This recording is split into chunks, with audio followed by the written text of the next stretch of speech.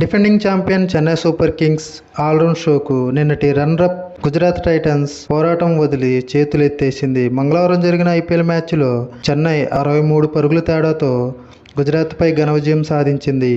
మొదట చెన్నై 20 ఓవర్లలో 6 వికెట్లకు 206 పరుగులు భారీ స్కోరు చేసింది.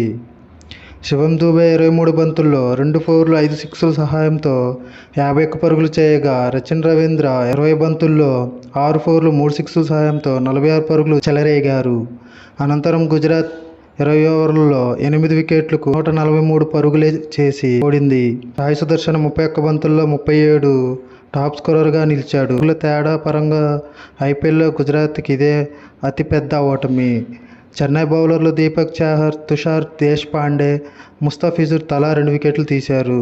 చెన్నై ఇన్నింగ్స్ తొలి 10 ఓవర్లు, తర్వాత 10 ఓవర్లు అన్నట్టుగా 2 దశలుగా ధనాధన్గా సాగింది.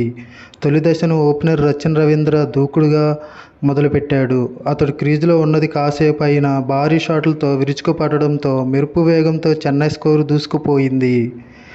6వ ఓవర్ రెండో బంతికి రషీద్ అతని జోరుకు కళ్ళెం వేశాడు. ఓపెనర్ జోడీ 32 బంతుల్లో 62 పరుగులు జత చేయగా, ఇందులో 46 పరుగులు ఒక రచిన్ రవీంద్రవే కావడం విశేషం.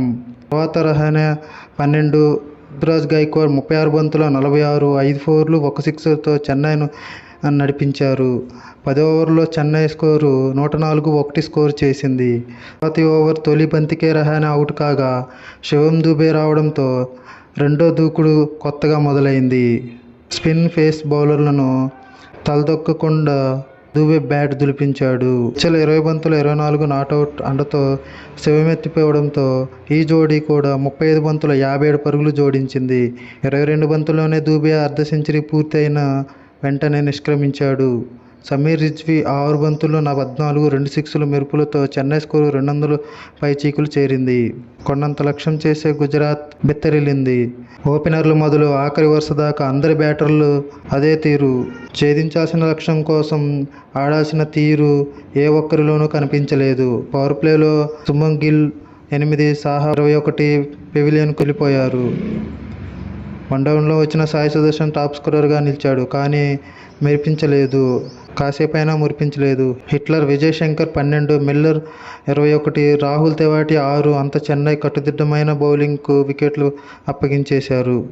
అయితే ఈ మ్యాచ్లో CSK wicket keeper MS Dhoni సంచలన క్యాచ్తో మెరిశాడు. 42 ఏళ్ల వయసులోనూ ధోని తన వికెట్ కీపింగ్తో ఔరా అనిపించాడు. అద్భుతమైన క్యాచ్తో గుజరాత్ బ్యాటర్ను విజయ్ శంకర్ను ధోని పెవిలియన్ పంపాడు. గుజరాత్ ఇన్నింగ్స్ 8వ ఓవర్లో డారెన్ మిచెల్ 3వ బంతిని విజయ్ శంకర్కు ఆఫ్ స్టంప్ దిశగా వేశాడు. ఈ క్రమంలో విజయ్ శంకర్ 1 డ్రైవ్ ఆడే ప్రయత్నం చేశాడు. కానీ బ్యాట్ ఎడ్జ్ తీసుకున్న బంతి స్లిప్ వైపు వెళ్ళింది. దీంతో వికెట్ల వెనుక ఉన్న ధోని చిరుత పులిలా డ్రైవ్ చేస్తూ అద్భుత క్యాచ్ను అందుకున్నాడు.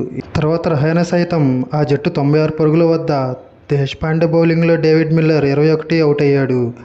మిల్లర్ కొట్టిన భారీ షాట్ను అజింక్య రహానె ముందుకు డ్రైవ్ చేసి అద్భుతంగా క్యాచ్ను ఒడిసిపట్టాడు.